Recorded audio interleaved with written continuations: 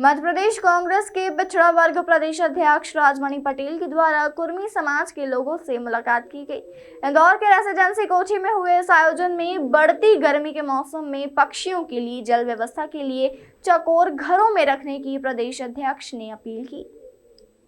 पिछड़ा वर्ग प्रकोष्ठ के प्रदेश अध्यक्ष राजमणि पटेल ने मीडिया के सामने कहा कि हमारे देश में सबसे बड़ी आबादी वाला, मेहनत करने वाला कुर्मी समाज है। इस समाज का जब खून पसीना बहता है तभी देश के विकास में प्रगति होती है। इसलिए ज़रूरी है कि जब तक मेहनत करने वाले लोगों का विश्वास मजबूत नहीं किया जाता तब तक कोई भी देश मजबूत नहीं हो सकता। उन्होंने कहा कि इस समाज के बीच कुरीतियाँ हैं, कई परंपराएं हैं, अव्यवस्थाएं हैं, जिसके कारण समाज की उन्नति के रास्ते में बाधा आती है। एक नेता होने के नाते हमारा दायित्व है कि उन कुरीतियों को दूर करना जरूरी है। हमारे देश की धार्मिक चेतना रही है कि परहित का हित करना ही हमारा सबसे बड़ा धर्म रहा है। पक्षियों के जीवन में खुशहाली लाना ही हमारा फर्ज है और यह हर इंसान का फर्ज होता है।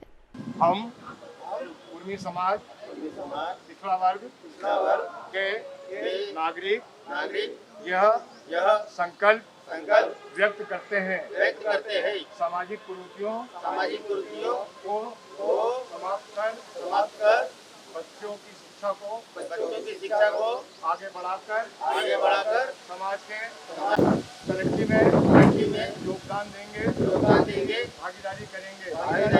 नशा मुक्ति समाज बनाकर स्वस्थ राज का निर्माण करेंगे। देखिए, आज जो है कुर्मी समाज उस समाज का अंग है जो समाज इसकी सबसे बड़ी ताकत है, सबसे अधिक आबादी है और मेहनत करने वाला समाज है। जब इनका खून और पसीना बहता है तभी कि देश की प्रगति और विकास की आधारशिला रखी जाती है। इसलिए ज़रूरी है कि जब तक मेहनत करने वाले लोगों के विश्वास को मजबूत नहीं किया जाएगा तब तक कोई भी देश मजबूत नहीं हो सकता है। इसलिए मुख्य लक्ष्य है कि ये मेहनत करने वाला समाज मजबूत हो। अब इन समाजों के बीच में कई कुरीतियां हैं, कई ऐसी व्यवस्थाएं हैं, परंपराएं हैं जिनके कारण वो समाज प्रगति और उन्नति के रास्ते पर नहीं चल पाता। हमारा समाज का एक नागरिक होने के नाते, अंग होने के नाते दायित्व होता है कि समाज से उस तरह की कुरीतियां, उस तरह की परिस्थितियां दूर हों ताकि एक वैज्ञानिक सोच के आधार पर सारे मेहनत करने वाले लोग संगठित होकर के एक ताकत उनकी बने और एक ताकत जब मजबूत होगी तभी हमारा देश और राष्ट्र मजबूत होगा।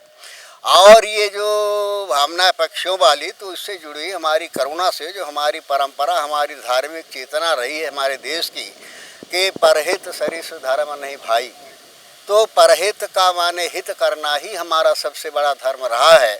उसमें चाहे जीव हो, पक्षी हो, किसी भी तरह से जीव हो, उनके जीवन में खुशहाली लाना, उनके जीवन को संरक्षित करना, उनको प्रोत्साहित करना, ये हर इंसान का फर्ज होता है, हर एक नागरिक का फर्ज होता है।